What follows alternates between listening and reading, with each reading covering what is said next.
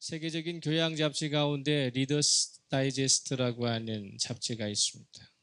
이 잡지는 에드윗 윌리스라고 하는 분과 그의 아내 라일라에 의해서 1922년에 창간되어 가지고 92년 동안 대중들에게 꾸준한 사랑을 받은 그야말로 슈퍼적인 그런 세계적인 대중적 잡지로 알려져 있습니다.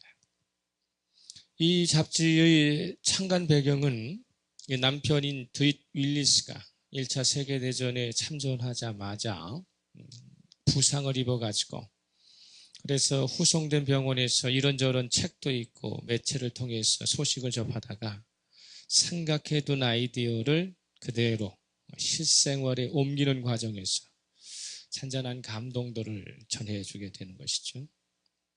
리더스 다이제스트를 만들겠다는 취지는 기존의 매체에 게재된 글에서 필요 없는 군더더기를 버리고 감동적이고 유익하고 흥미로운 내용들만 다시 추스려 요약하겠다는 것입니다. 무엇을 발굴하고 무엇을 새롭게 쓰겠다는 것이 아니라 기존에 발표된 글 가운데 속에서 감동적이고 유익한 것, 흥미로운 것들만 다시 발췌해가지고 재발행하는 것입니다. 한때는 1억 3천 명 정도가 이 잡지를 애독했다고 그래요. 아주 급성장한 것이죠. 그렇지만 인터넷과 같은 전자미디어 산업이 발전되기 때문에 2009년에 들어와서 경영난을 겪게 되고 지금은 일부 지역에서만 그 명맥을 유지하고 있을 뿐입니다. 우리나라에서도 1978년부터 출간돼서 지식층에 의해서 많이 인기를 누렸지만 2009년 12월 말 마지막 호로말모 발행이 중단된 상태에 있어요. 그래서 중국이나 일본에서는 리더스 다이제스트를 살 수 있지만 우리는 현재 리더스 다이제스트를 살 수 없습니다. 이 리더스 다이제스트는 한마디로 감동적이고 유익한 정보만을 편집하고 그래서 읽기 쉽고 알기 쉽게 만든 요약본인데 리더스 다이제스트처럼 만약에 성경 66권 중에 압축하고 잘 요약해 한 권의 책으로 구성한다면 많은 신학자들이 말하기를 그것은 아마 로마서일 것이다. 성경 66권을 압축하고 잘 요약해 놓으면은 그러면은 로마서가 될 것이다. 이렇게 말을 합니다. 왜냐하면 로마서야말로 성경에 진술할 수 있는 예수를 믿는다는 것이 무엇인지를 가장 잘 밝혀주고 분명하게 설명하고 있는 본문이기 때문에 그렇습니다.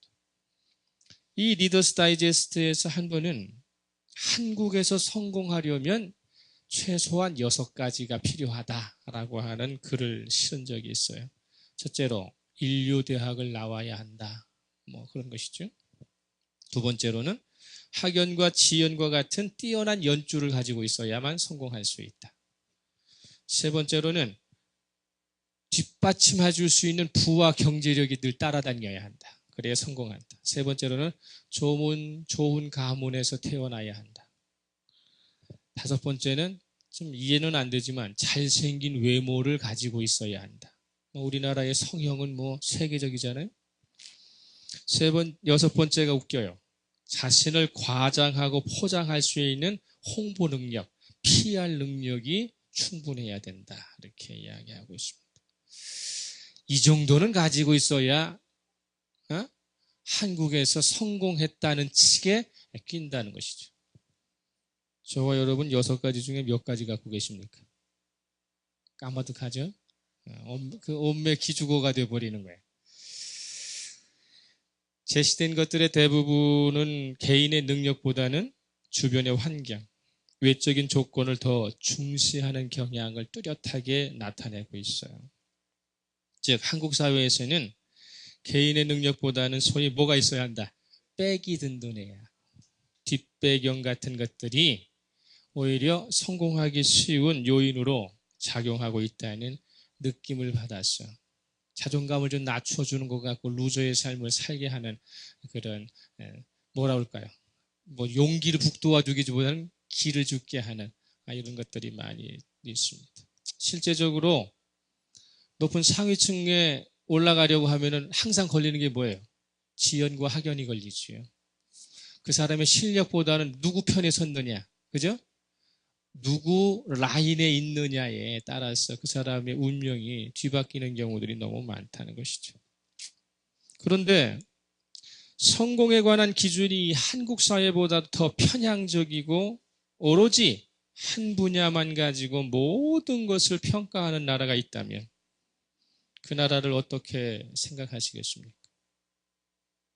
하나로만 이 사람을 평가한다면, 그렇다면 그 나라의 그 기준을 우리가 어떻게 용납할 수 있겠느냐는 것이죠. 불편부당하다고 생각하실지 모르지만 우리는 이미 이 사회의 룰을 적용받고 있다고 하는 사실이죠. 이것은 개인의 능력에 대해서는 고려하지 않습니다. 개인의 능력은 전혀 반영하지 않습니다. 그러다 보니까 돈으로도 안 돼. 힘으로도 안 되고 권력은 물론 심지어 지식으로도 안 됩니다. 학연, 지연, 이 세상에 힘께나 쓰고 내놓으라 할 수 있는 그 어떤 것을 갖다 들이대도 이 사회는 끔찍하지 않습니다. 이상하게도 오직 한 사람의 보증하는 백만 있어야만 만사가 술술 풀리면서 모든 것이 그 사람으로 말미암아 가능하도록 되어 있어요. 그 보증 서주고 백 서주는 분이 누굴까요? 믿음의 세계에서 예수 그리스도라는 분이십니다. 사도 바울은 모든 것을 보증해주는 이분, 배경으로 작용하고 있고 백으로 작용하고 있는 이분을 대해서 쓴 글을 뭐라고 얘기하냐면 복음이라고 이야기해요. 복음. 이게 복음이다. 학연과 지연도 아니고 돈도 아니고 지식도 아니고 외모도 아니고 자신을 피할하신 능력도 아니라 이분만 붙잡고 있으면 인생을 행복하게 살 수 있는 내용이 그것이 무엇이다? 복음이다. 이렇게 이야기를 하면서 로마서 1장 16절 17절에서는 이렇게 서두로 이야기하고 있어요. 내가 복음을 부끄러워하지 아니하노니 이 복음은 모든 믿는 자에게 구원을 줄 수 있는 하나님의 능력이 됩니다. 먼저는 유대인에게요, 그리고 헬라인에게로다. 복음에는 하나님의 의가 나타나서 믿음으로 믿음에 이르게 하나니 기록된 바 오직 의인은 믿음으로 말미암아 살리라. 할렐루야. 믿음으로만 사는 세계가 있다는 것이죠. 한마디로 예수 그리스도께서 보증해주는 사람, 예수가 보증서를 써준 사람은 뭐요? 능력 필요 없어요. 학연, 지연 필요 없어요.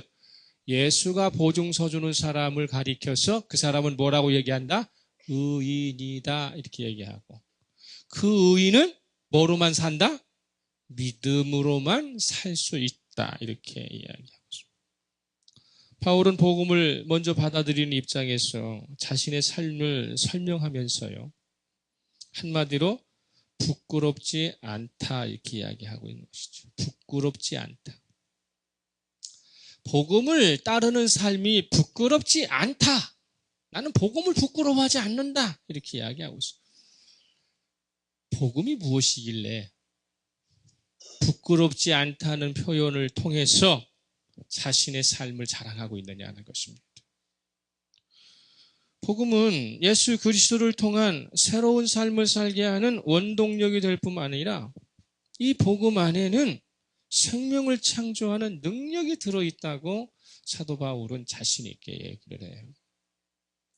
복음의 능력으로 살았던 바울은 복음을 의지해서 살아가는 자신의 삶이 그냥 자랑스러운 정도가 아니라 매우 자랑스럽기 때문에 이 자랑스러운 사실을 거듭거듭 강조하기 위해서 부끄럽지 않다는 표현을 쓰는 거예요. 이걸 이중부정이라고 그래요. 나는 복음을 자랑합니다. 이거 갖고는 안 된다는 거예요. 복음은 자신의 삶을 부끄럽게 하지 않고 자신 있게 자랑할 수 있는 삶을 살게 합니다. 그래서 나는 부끄럽지 않다 하는 표현을 쓰는 것이죠. 복음은 예수 그리스도를 믿으면 그를 믿는 사람들을 자신이 그의 삶을 책임지고 살게 하는 것이 아니라 예수 그리스도가 그를 책임지고 살게 하기 때문에 그래서 선택한 것을 부끄럽지 않게 생각한다. 자랑스럽게 생각한다는 것입니다. 로마서 3장 22절에서 곧 예수 그리스도를 믿음으로 말미암아 모든 믿는 자에게 미치는 하나님의 의니 차별이 없느니라 이렇게 되어 있어요. 예수 그리스도를 믿는 것은 차별 없이 없다는 거예요. 차별이 없다는 거예요. 그렇잖아요. 한국 사람만 예수 그리스도 믿는 거 아니잖아요. 그죠? 아프리카 사람이고 어떤 사람이든 간에 믿고자 하면 다 믿을 수 있는 것이죠. 그 사람의 지연과 학연이 어떻든 어디에서 태어났든 그 사람이 가지고 있는 지식과 권력과 부가 무엇이든지 간에 예수 그리스도를 믿는 믿음만 있으면 하나님은 차별하지 않으시고 복을 주시겠다는 거예요. 할렐루야. 이게 그러니까 자랑스럽다는 거예요. 오히려. 그렇기 때문에 예수 그리스도를 믿는 믿음은 차별을 불러올 수 있는 모든 편파적인 판단을 불식시킨다는 것입니다. 하나님 나라에서 성공한 자로 인정받으려면 매우 중요한 게 뭐예요? 예수를 믿는 믿음만을 평가하시겠다는 것이죠. 예수를 믿는 믿음으로 하나님이 계획하신 모든 복을 공평하게 공정하게 룰을 정해서 전해주시는 것, 이것이 유일한 것이다 라고 말씀하시는 것이죠. 사실 언뜻 납득하기가 어렵지 않아요? 그죠? 믿음이라는 게 도대체 뭐길래? 에? 이게 노력으로도 안 되고 힘으로도 안 되고 말이죠. 에? 그럼 가만히 하다 보면 이 믿음이 좋다 나쁘다를 어떻게 평가할 수 있으며 믿음이 있다 없다를 어떻게 평가할 수 있겠어요? 우리들끼리 저 사람은 믿음이 있는 사람이야. 저 사람은 믿음이 없는 사람이구만. 이렇게 판단할 수 있는 것도 없잖아요. 저 사람이 믿음이 좋다고 얘기하고 저 사람이 믿음이 나쁘다고 할 수 있는 모든 판단의 기준은 누가 갖고 계시는 거예요? 하나님이 갖고 계시니까 우리가 인정할 수 없는 부분을 그분을 인정한다면 납득하기가 어렵다는 것이죠. 믿음이라는 게 상당히 어려운 부분들이라는 것입니다. 그러면서 하나님께서 성공을 구별할 수 있는 다른 잣대들이 많이 있음에도 불구하고 예수 그리스도를 믿는 믿음만을 유일한 기준으로 내세우시면서 당신이 옳다는 것이, 당신이 세우신 이 기준이 옳다는 것을 증명하시기 위해서 끌어들이는 증인이 한 사람이 있어요. 야, 내가 판단하고 내가 정한 것이 정말로 공평한 것이고 공정한 것이야. 그럼 우리가 그걸 증명해 보세요. 누가 그렇게 해가지고 복 받았대요? 라고 이야기할까봐 하나님께서 미리 증인을 내세운 사람이 있어요. 그 사람이 누구냐면 로마서 4장 18절에서 나오는 아브라함이에요. 로마서 4장 18절에 아브라함이 바랄 수 없는 중에 바라고 믿었으니 이는 내 후손이 이 같으리라 하신 말씀대로 많은 민족이 조상이 되게 하려 하심이라 이렇게 되어 있어요. 증인으로 불려나온 아브라함은요, 많은 실패와 실수를 몸소 체험한 사람입니다. 하나님의 약속을 기다렸지만 그 약속이 제때 이루어지질 않아서 그래서 도저히 희망할 수 없는 것을 희망하는, 즉 희망할 수 없는 것을 포기하지 않고 희망을 계속적으로 유지했다는 것을 말해요. 그는 하나님을 믿음으로써 자신의 삶이 어떻게 변했는지를 믿기 전과 믿을 후의 삶을 어떻게 됩니까? 엄격하게 구분을 지어주는 사람이다라고 이야기하거든요. 왜 그럴까요?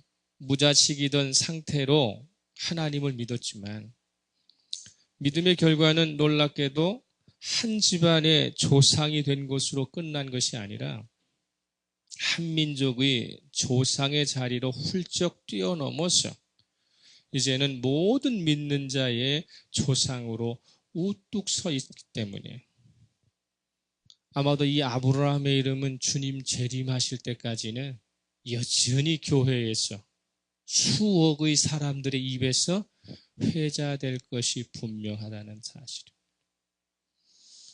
그래서 하나님이 믿음을, 예수 그리스도를 믿는 믿음, 하나님을 믿는 믿음은 아브라함에게서 너희들이 한번 확인을 해봐라 하는 것이죠.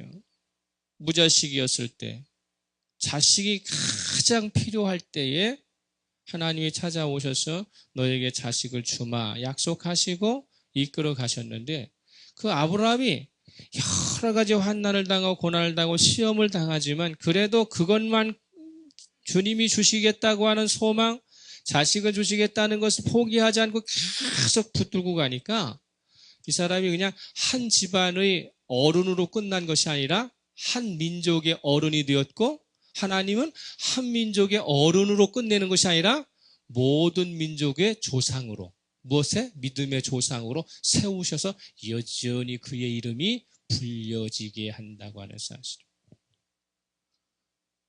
저희들 조상 가운데 속에, 여러분 조상들 가운데 속에 기억되는 인물 한번 떠올려 보세요.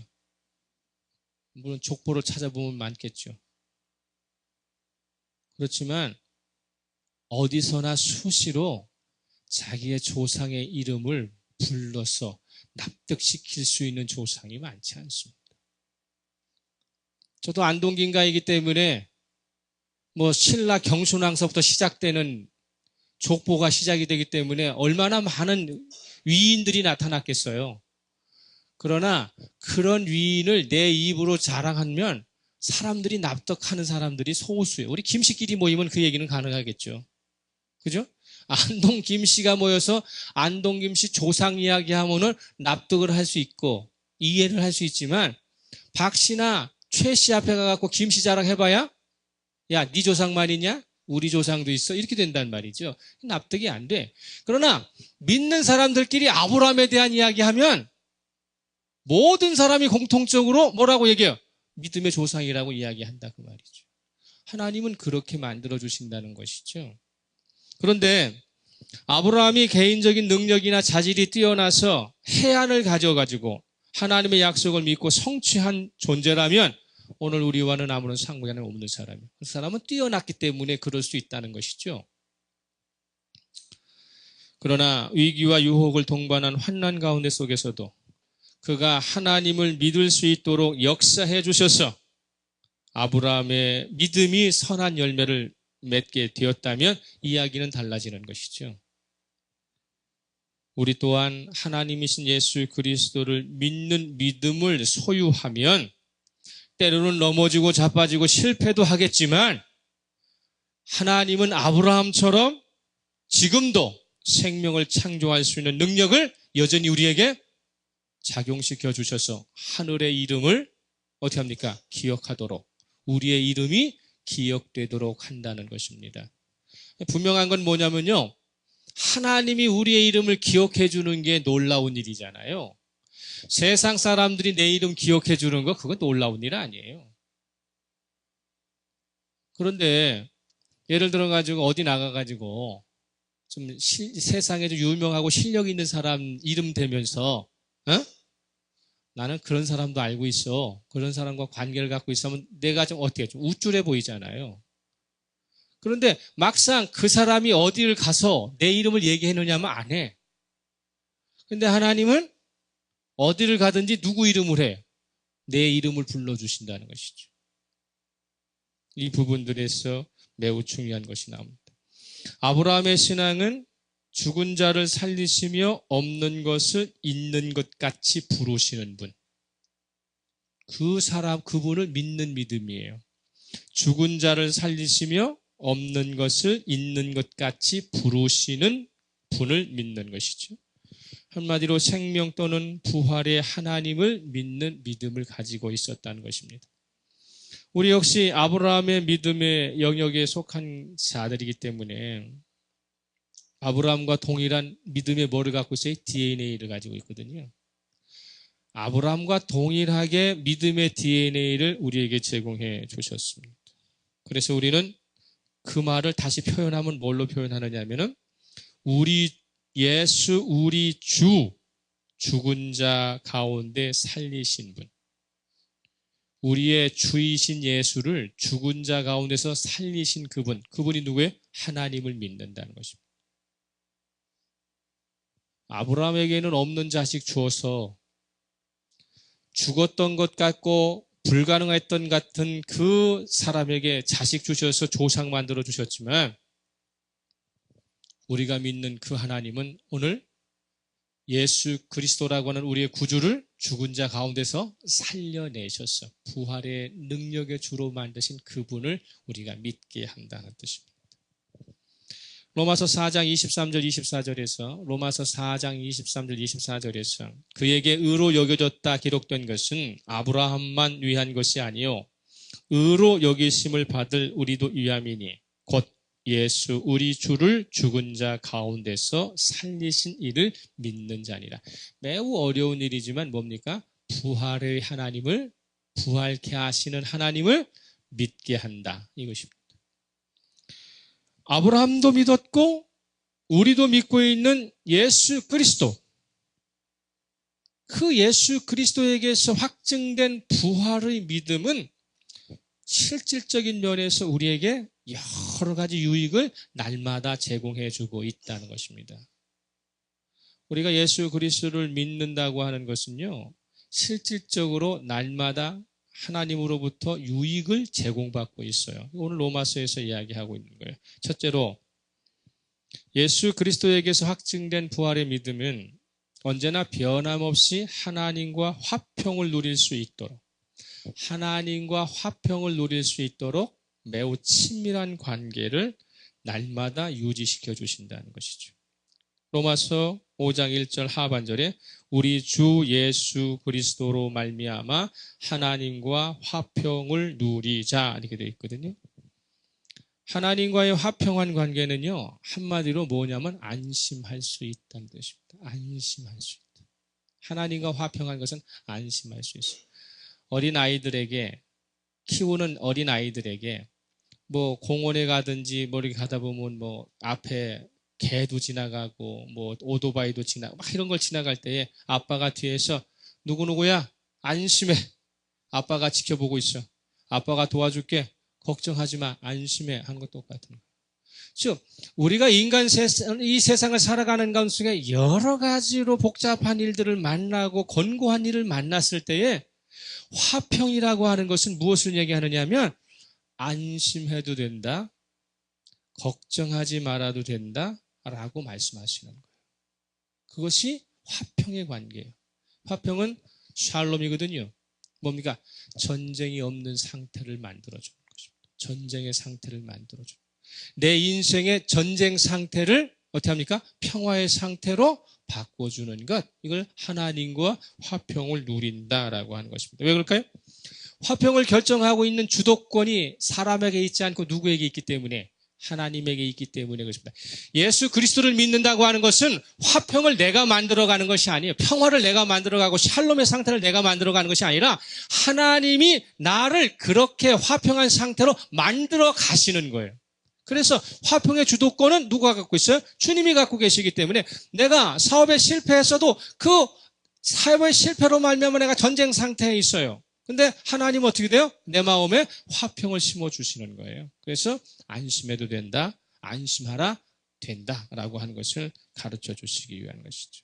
그래서 안심할 수 있는 길이 열리는 것이죠. 두 번째로는 예수 그리스도에게서 확증된 부활의 믿음은 언제 어디서나 하나님께 내가 직접 나갈 수 있는 출입문이 열려 있다는 거예요. 출입문이 열려 있다. 하나님께 내가 나갈 수 있는 출입문이 나에게는 항상 열려 있다는 것입니다. 그것이 로마서 5장 2절이죠. 로마서 5장 2절에 또한 그로 말미암아 우리가 믿음으로 서 있는 이 은혜에 들어감을 얻었으며 하나님의 영광을 바라보고 즐거워하느니라 이렇게 됐어요. 믿음이 애초부터 우리의 행위나 어떠한 노력의 결과물이라면 우리는 의식적이든 무의식적이든 같은 우리의 실수와 잘못으로 말미암아 어떻게 됩니까? 출입문은 늘 봉쇄되겠죠. 하나님께서 너 죄 지은 사람이니까 하고 문을 열어주지 않으시면 어떻게 됩니까? 우리는 죽어도 못 열어요. 그런데 나는 죄를 짓고 있지만 예수 그리스도 이름이라고 하는 예수 그리스도를 믿는 믿음은 어떻게 됩니까? 언제든지 하나님 앞으로 나갈 수 있는 출입문이 열려지게 돼 있다는 거예요. 이 매우 중요한 것입니다. 죄를 안 지어야만 하나님께 나가는 것이 아니라 여전히 죄인이지만 예수 그리스도 이름으로 그분 앞에 나가면 출입문은 열려지는 것이죠. 이걸 믿음이라고 얘기하는 것이죠. 예수 그리스도로 말미암아 은혜로 들어섰기 때문에 문이 닫힐 염려가 없고요. 하나님과의 나와의 관계가 깨질 우려도 전혀 없는 것. 이것이 믿음이라고 하는 놀라운 유익이에요. 세 번째로는 예수 그리스도에게서 확증된 부활의 믿음은 하나님께서 모든 것을 주관하고 계시다고 하는 것을 믿고서 나를 전적으로 의탁하는 것이기 때문에 내가 소망한 것을 누구에 의해 중도에 빼앗기지 않아요. 잘 들으세요. 성도가 소망한 것을 중도에 빼앗기지 않는 유익이 있어요. 뭐 간단하게 쉽게 얘기하면은 우리 우주하고 유호가 있는데 우주가 형이야. 근데 유호가 어린 동생이야. 근데 유호에게 과자가 들려 있어. 우주가 그것을 임으로 뺏을 수 있어요. 그죠? 근데 만약에 유호의 아빠가 그걸 지켜보고 있으면 우주가 그걸 뺏어 못 뺏어. 뺏으려고 해도 쳐다보고 저걸 하는 거잖아요. 마찬가지예요. 하나님이 지켜보고 계시기 때문에 내가 가지고 있는 소망을 누구에 의해서 뺏기수진 않아. 이 놀라운 것이에요, 이게. 놀라운 것. 그런데 우리는 하나님이 계시기 때문에 내가 가지고 있는 소망을 빼앗기지 않을 것이라는 확고한 믿음보다는 미리 포기해버린다는 거죠. 미리 절망하고 내려놓게 된다는 것이죠. 더 좋은 게 뭔지를 모르기 때문에. 왜 그럴까요? 우리는 구원받은 주체입니다. 할렐루야. 구원받은 사람이. 구원이라는 말은 다른 말로 탈출하다, 구출하다 그런 뜻이에요. 구원과 똑같은 말은 뭐예요? 구출받다예요. 구출받다. 이 말이 뭐냐면 쉽게 설명을 하면 어떤 건물에 불이 났어. 집에. 그래서 불이 그냥 엄청나게 세고 막 주변에 막 거기 있는 건물도 막 부스러기도 무너지고 막 그러니까 나 스스로는 절대로 그 밖을 나갈 수가 없어. 화마가 들어오기 때문에. 그죠? 그럴 때 밖에서 누가 들어와 가지고 화마에 쌓인 나를 건져가는 것. 이걸 구원이라고 얘기하는 것이죠. 때문에 불난 집에서 들어와서 나를 건져가는 그 사람이 나에게 있기 때문에 그것은 무엇입니까? 나의 소망을 절대로 빼앗기지 않게 하신다는 것이죠. 그래서 믿는다고 하는 것은요, 믿는 사람을 신자라고 이야기하고 믿지 않는 사람을 뭐라고 그래요? 불신자라고 얘기해요. 이건 우리 주관이죠. 우리의 판단이요. 그죠? 세상 사람들은 뭐라고 그래요? 우리 기준으로는 예수를 믿는 사람을 신자라고 이야기하고 예수를 믿지 않는 사람을 불신자라고 얘기하지만 세상 사람들은 자기를 불신자라고 얘기 안 해요. 너희들은 예수를 선택한 사람이고 우리는 선택하지 않은 사람이다. 이렇게 얘기한다.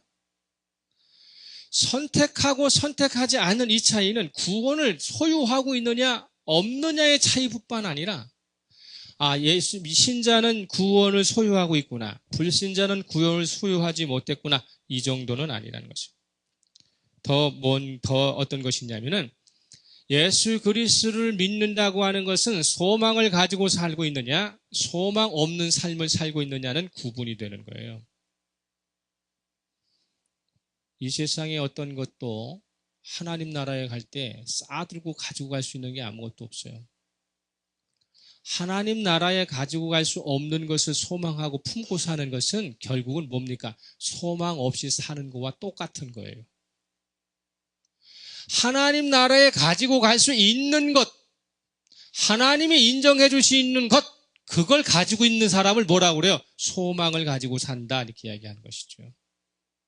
하나님께서 인정하지 않는 것은 아무리 이 세상에서 많이 가지고 있어도 그것은 뭐예요? 결국은 소망 없는 것을 붙들고 있는 것이지요. 중요한 것은 또 있어요. 진짜와 가짜가 초래할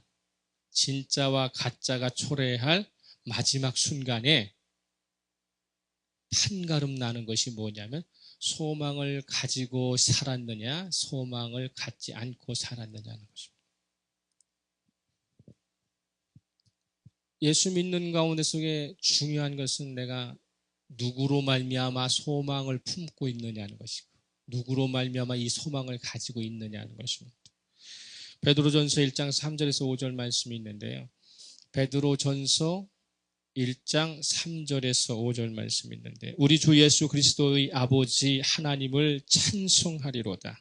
그 많으신 국률대로 예수 그리스도를 죽은 자 가운데서 부활하게 하심으로 말미암아 우리를 거듭나게 하사 산 소망이 있게 하시며 썩지 않고 더럽지 않고 쇠하지 아니하는 유업을 잊게 하시나니 곧 너희를 위하여 하늘에 간직하신 것이라.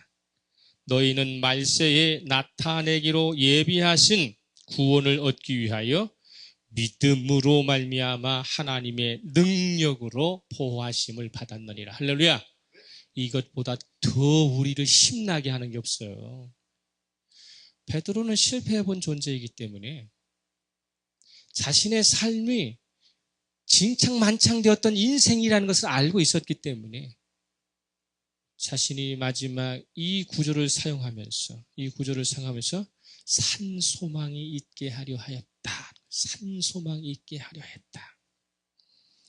믿음은 하나님의 약속에 대한 확실함. 믿음은 하나님의 약속이 확실하다는 것을 받아들이는 것이고요. 그리고 그 약속은 반드시 성취될 것이라고 하는 확고함. 따라서 합시다. 확실함과 확고함. 이것이 우리의 현재적 믿음을 통해 미래적 사실을 확증해주는 보증서가 되는 것입니다. 그렇기 때문에 믿음은 다른 말로 뭐라고 얘기해요? 소망이라고 이야기하는 거예요. 믿음은 다른 말로 뭐다? 소망이다. 내가 현재적으로 예수 그리스도를 믿고 있다고 하는 것은 미래적으로 이루어질 소망이 확실하다는 거예요. 하나님의 주신 소망이 나에게 반드시 이루어질 것이라고 하는 확고함이 있는 것이죠. 믿음의 대상이신 하나님의 약속은 현재적인 것보다는 어디에 향하고 있어요? 미래적인 것을 더 지향하고 있기 때문에 하나님을 믿고 삽니다라는 말은 하나님의 약속을 소망하며 삽니다라는 말과 동일한 말이에요. 문제는요, 하나님의 소망을 품고 산다는 것이 말은 쉬운데 우리 인생의 삶이, 성도의 실제적인 삶은 그렇게 편하지 못해요. 녹록치 않다고요. 그래서 거기에 문제가 생기는 거예요. 거기서 사람들이 무너지고 자빠지는 것이죠. 성도의 현실은 녹록치 않다는 것이죠. 히브리서 5장 8절에서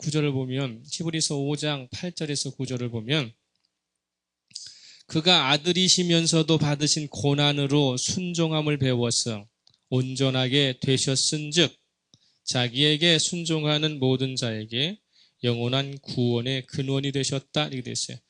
예수 그리스도께서는 하나님의 아들이시면서도 고난을 받아 순종을 배웠다는 거예요. 고난을 통해서 순종을 배우셨다는 거예요.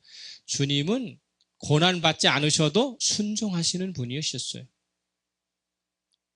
우리에게 이 이야기를 하는 거예요. 우리는 양자이지 않느냐. 그죠?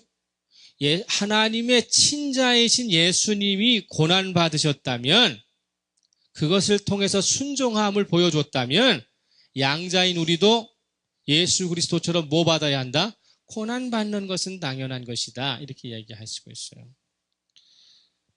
빌립보서 1장 29절은 더 노골적이에요. 빌립보서 1장 29절은 그리스도를 위하여 너희에게 은혜를 주신 것은 다만 그를 믿을 뿐 아니라 또한 그를 위하여 모두 받게 하려 합니다. 고난도 받게 하려 함이라. 이렇게 되어 있어요. 예수 그리스도를 믿는다고 하는 것은 곧 뭐도 동반해 오는 것이다. 고난도 동반해 오는 것이다. 이렇게 얘기해요. 그러니까 이 말을 딱 듣게 되면 이건 좋은 것만 주는 것이 아니라 나쁜 것도 같이 끼어 들어오니까 믿음이 모든 사람들에게 어떻게 됩니까? 통용이 되지 못하는 것이죠. 믿음의 과정에는 고난이 예정되어 있기 때문에 섣불리 사람들이 믿음의 세계로 들어오기를 주저하게 되는 것입니다. 그렇지만 하나님의 입장에서 믿음의 불순물을 제거하고 성도를 단련하여 그 사람의 믿음을 성숙시키기 위해서는 불과 같은 환난을 어떻게 하는가? 허락하지 않을 수 없다는 거예요. 왜냐하면 이 세상은 선한 세상이 아니기 때문에 악한 세상이잖아요. 저와 여러분은 큰 부자가 되어보지 않았기 때문에 그 부자가 가지고 있는 교만함을 알지 못해요. 돈이면 다 살 수 있는데 하나님 앞에 기도하는 사람이 있겠어요? 권력이면 모든 걸 휘두를 수 있는데 하나님 앞에 겸손해질 수 있겠어요? 그렇기 때문에 우리에게 이 환난은 두 가지 작용을 해요. 제가 어제 그 KBS 역사 드라마 대조영이라고 하는 거를, 대조영이 아니고 뭐지? 정도전이라고 하는 드라마를 봐요.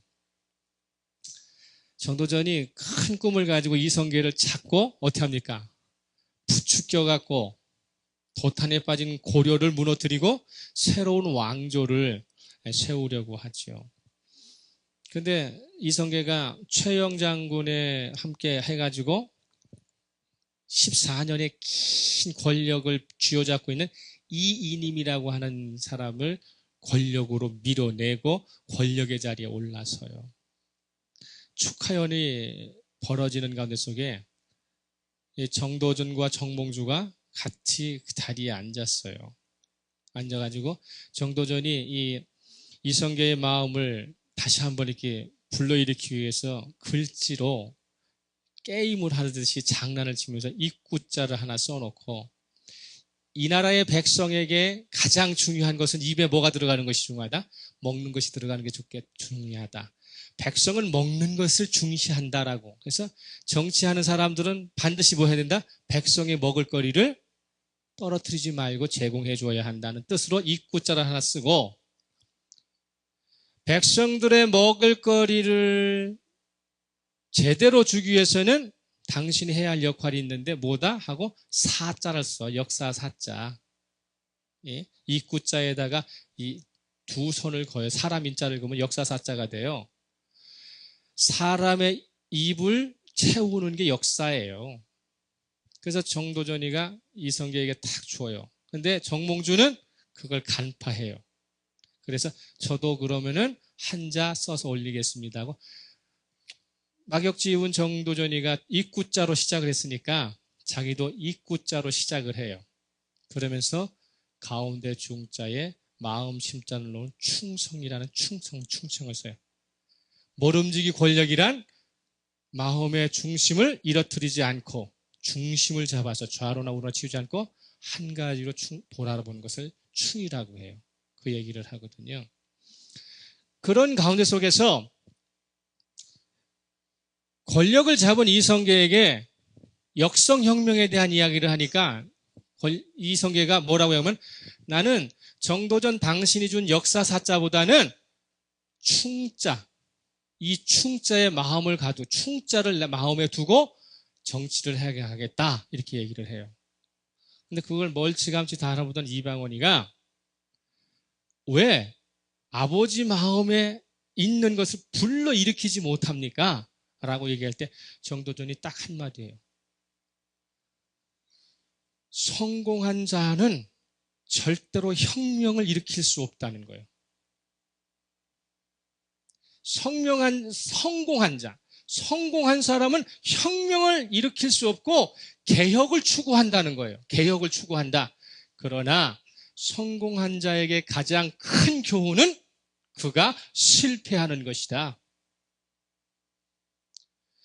그의 개혁이 실패하면 그는 반드시 뭐하게 돼 있다? 혁명하게 돼 있다. 하고 앞을 내다보면서 제가 거기서 엄청난 걸 봤어요. 실패한 사람만이 혁명할 수 있는 것입니다. 하나님의 믿음을, 하나님의 소망을 끝까지 소유할 수 있는 사람은 자신의 인생에서 실패의 과정을 겪지 않으면, 고난의 과정을 겪지 않으면 하나님이 주신 참된 소망을 끝까지 붙잡을 수가 없어요. 그래서 건강한 자에게는 때로 병도 주시고, 돈이 최고라고 하는 사람에게는 돈을 잃게도 하시고, 사람 관계가 가장 주선되는 사람에게는 그 사람과의 관계를 깨뜨려서라도 참 소망을 소유하게 하시는 하나님이시라는 것입니다. 그래서 우리에게는, 그리스도인에게는 고난의 과정은 약이 되고 소망을, 진짜 소망을 잃어버리지 않게는 도구가 될 수 있다는 것을, 성경이 말하는 것을 정도전이 그걸 아는 거예요. 저희들은 실패를 통해서 하나님을 제대로 바라볼 수 있습니다. 할렐루야. 우리들의 기도가요, 성공하고 복 받으면 하나님 더 바라볼 수 있겠죠? 눈이 어두워져요. 실패의 과정을 좀 걷고 계십니까? 감사하십시오. 하나님을 제대로 바라볼 수 있습니다. 진정한 소망을 품을 수 있다고 하는 것이죠. 하나님 입장에서는 이 사람에게 소망을 주고 이 사람에게 하늘의 높은 가치의 천국을 주실 때에 가라지는 솎아내셔야 되지 않겠어요? 그럼 가라지를 솎아내는 방법은 뭐 하나요? 환난을 통해서 진짜 믿음을, 내가 편안하고 내가 부족함이 없을 때는 믿음이 다 똑같아요. 편안하게 살면서 예수 믿는 게 뭐가 어려워요? 오늘 직장 가지 않으면 내가 굶어 죽어야 되는데도 교회를 가야 한다는, 이게 어려운 거지. 잘 생각해 보세요. 하나님이 우리를 얼마나 사랑하시고 계십니까? 절대로 포기하지 않으신 하나님이라는 것이죠. 성도가 살아야 할 세상의 상황은 매우 어렵기 때문에 믿음을 바로 세울 필요가 있다는 것입니다. 그래서 성경은 계속적으로 뭘 얘기해요? 인내해야 한다.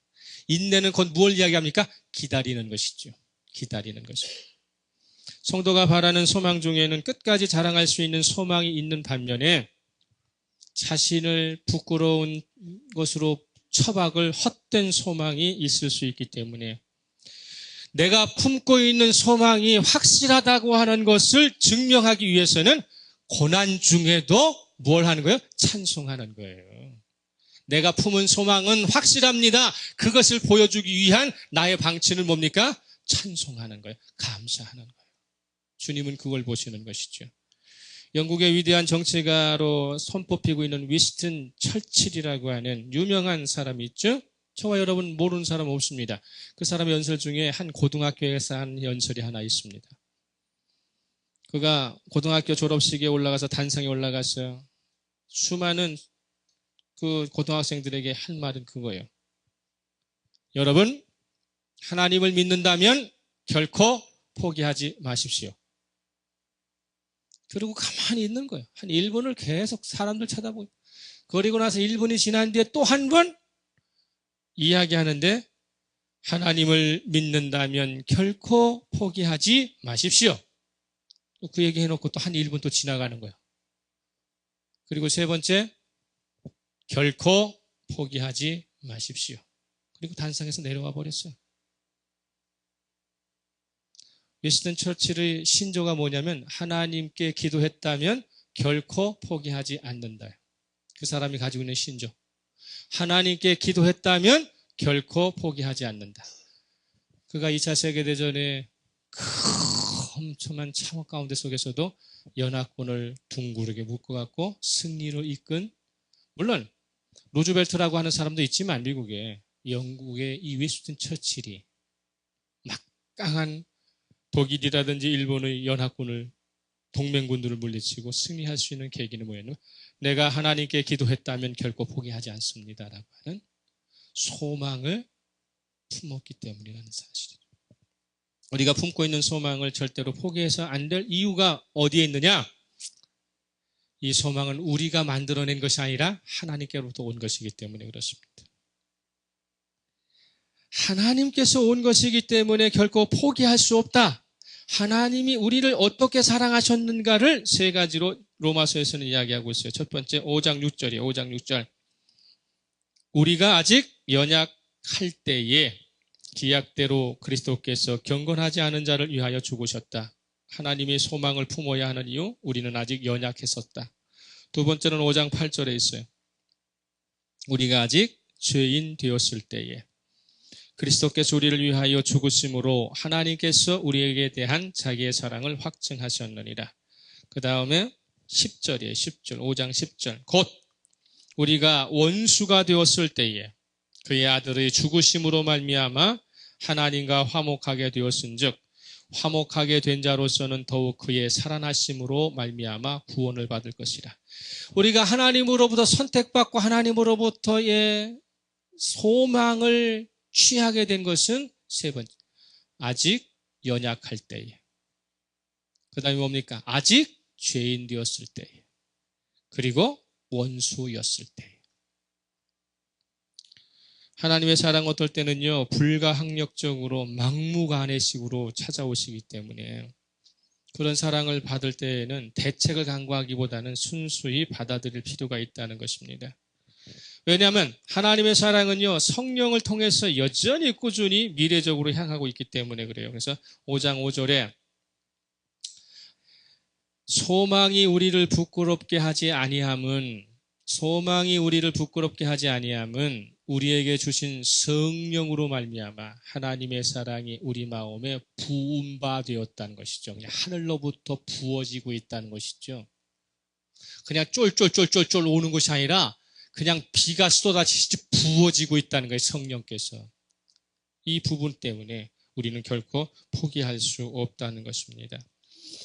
그래서 우리는 예수 그리스도를 통해 하나님의 은혜라는 새로운 공간으로 들어가게 되었고 이 은혜의 공간 안에서는 성령의 인도로 말미암아 장래적 미래의 그 소망을 어떻게 합니까? 확신하고 살게 되는 것입니다. 은혜 아래 들어섰다는 것은요, 은혜의 다스림을 받는 삶으로 내가 변했다는 뜻이에요. 은혜 안에 들어섰다, 은혜의 다스림으로 내가 산다는 것입니다. 마지막으로 1985년경에 나온 책이 하나 있어요. 당신의 날개로 나르리라 라고 하는 책이 있어요. 당신의 날개로 나르리라. 이의 주인공이 누구냐면 인도의 마리 버기스 박사라고 하는 분입니다. 이 마리 버기스 박사는 유복하고 또 신앙심 깊은 기독교 가정에서 태어났어요. 시리아계 사람인데 인도에서 살았어요. 그는 태어나서 가난을 겪지 않았기 때문에 어려움 없이 잘 성장하고 큰 여자입니다. 성숙한 여인이죠. 부모와 형제들의 축복과 사랑 속에서 어린 시절을 성장했고 그래서 그의 꿈이 의사가 되는 것이 꿈이었기 때문에 의사가 되는 것도 뭐 과정 잘 맞춰 수련을 다 해서 의사의 수련 과정을 다 마쳤는데 그때부터 불행이 찾아왔어요. 이 여인에게. 갑작스러운 교통사고 때문에 척추가 마비가 되고 하반신 장애자가 되어버리고 맙니다. 교통사고로 얼굴도 일그러져 갖고 아주 흉하게 돼서 이 얼굴이 막 찌그러져 버리고 만 것이죠. 그러니까 뭐 그의 삶은 송두리째 뒤죽박죽 된 거죠. 뭐 어려움도 당해보지 않았고 가난하지 않았기 때문에 고통도 없이 그러다가 의사가 되고 나가지고 이제 좀 뭔가 해보려고 하니까 교통사고가 와갖고 척추마비가 되고 하반신 장애가 오고 얼굴이 찌그러져 버리고 말았어요. 불행을 모르고 성장했기 때문에 그녀가 겪는 불행은요 누구보다 더 끔찍합니다. 어릴 때 가난을 경험한 사람은요 그 가난이 무엇인지를 알기 때문에 조금 방황을 해요. 돈이 들여주면. 그렇지만 그 다음부터 다시 어떻게 됩니까? 다시 저축을 하게 돼요. 근데 어릴 때부터 가난을 모르는 사람은 평생 가도 저축 안 해요. 쓰는 데만 쓰지. 그러니까 이게 마리 버기스도 뭐 어떻게 됩니까? 고난을 모르고 자랐기 때문에 다친 불행이 더 끔찍해지는 거예요. 그런 부분들이죠. 끈질긴 투병, 재활 훈련을 받으면서 항상 묻는 거예요. 하나님은 왜 나를 비참하게 만드시는가에 대해서 묻는 거예요. 당신은 왜 나를 비참하게 만드십니까? 라는 물음이죠. 그렇지만서도 그가 믿음의 가정에서 태어났기 때문에, 성장했기 때문에 하나님을 향한 믿음은 포기하지 않아요. 연단을 통해서 인내를 배우고, 그러면서도 자신의 이 처지에서 할 수 있는 일이 무언가에 대한 소망을 꿈꾸기 시작합니다. 그렇다면 여기서부터 내가 다시 시작할 수 있는 일은 무엇인가를 꿈꾸기 시작을 해요. 여러분, 거듭되는 수술로 인해서 절망, 실패감을 이루 말할 수 없었지만 결국 그녀가 선택한 것은 남자도 하기 어려운 외과 전문의를 선택하는 거예요. 그냥 편안한 가정의학을 내가 얕보는 것은 아니지만, 외과 수술을 한다는 것은 하반신 장애자가 한다는 건 너무도 힘든 일이죠. 근데 그걸 선택을 해요.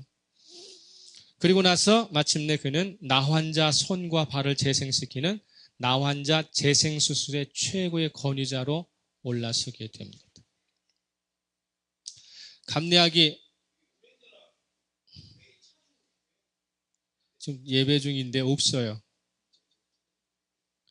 그래서 감내하기 어려운 시련 앞에서 그녀는 좌절하면서도 하나님의 주시는 소망을 어떻게 합니까? 포기하지 않게 되지요. 믿음과 환난으로 이겨내는 가운데 속에 전력을 다하게 됩니다. 그가 자신의 삶을 다시 극복하게 되는 출발점은 나는 장애자라고 하는 사실을 인정하면서부터예요. 소망을 잃지 않고 자신만이 할 수 있는 최대의 노력을 기울이면서 그때부터 하나님은 보이지 않는 손으로 그의 휠체어를 이끌어 주셨다. 그렇게 고백을 합니다. 위대한 인생의 인도자이신 우리 하나님은요, 끊어진 실 한 토막, 그것에 불과한 것 같아도 그것이 필요로 한 데가 있으면 반드시 가져다가 쓰시는 분이시다는 사실이죠. 그래서 그가 이 책의 마지막에서 이야기합니다. 나는 두 다리를 원했지만 하나님께서는 두 날개를 주셨습니다. 할렐루야. 하반신 장애자이기 때문에 걷기를 얼마나 소원했겠어요. 그런데 하나님께서는 다리를 주신 것이 아니라 날개를 주셨다는 것이죠. 마리 버기스처럼 우리가 품은 소망은 뭡니까? 더 위대해지려면 하나님이 만져주시는 것이죠. 하나님이 가까이 해주시는 것입니다. 하나님을 절대적으로 의지하는 믿음이 우리에게 필요하다는 것이죠. 예수님께서 이루신 하나님과의 화평, 이것은 우리가 그분을 신뢰할 때만 받을 수 있는 거예요. 하나님이 나에게 화평을 주시는구나. 염려하지 마라. 안심해도 된다는 것을 알고서, 그래서 거기에서부터 어떻게 합니까? 실천하는 것입니다. 오늘 우리를 부끄럽게 하는 것이 무엇입니까? 그리고 즐겁고 자랑스럽게 하는 것이 무엇입니까? 여기서 즐거워하는 이라는 단어가 몇 번 나오거든요. 이 즐거워하다는 것은요, 자랑스럽게 생각하다는 뜻입니다. 자랑스럽게 여긴다, 이런 뜻이거든요. 우리 주 예수 그리스도로 말미암아 하나님의 은혜 안으로 들어왔다면 믿음을 자랑스럽게 생각하고 그 믿음을 어떻게 합니까? 즐거워해야 하죠. 그럴 때에 소망이 나타나는 것입니다. 하나님과의 화평은 거기서부터 시작되는 것입니다. 절대적으로 하나님을 의지하시기 바랍니다. 하나님이 나에게 주신 소망은 반드시 이루어 주실 것이라고 하는 확고함을 가지고서, 그래서 오늘입니까? 오늘도 하나님 앞에 겸손히 다가갈 때에 하나님의 손 우리를 끝까지 이끌어 주실 것입니다. 우리 한 주간도 어떻게 됩니까? 하나님과 화평을 누리시길 바랍니다. 5장 11절 읽고 끝내겠습니다. 5장 11절. 시작. 그뿐 아니라 이제 우리로 화목하게 하신 우리 주 예수 그리스도로 말미암아 하나님에서 또한 즐거워하느니라. 하나님 안에서 늘 즐거운 삶을 사시는 저와 여러분 되시기를 예수 그리스도로 축복합니다. 이제 다시 한번 침묵하면서 말씀 생각합니다.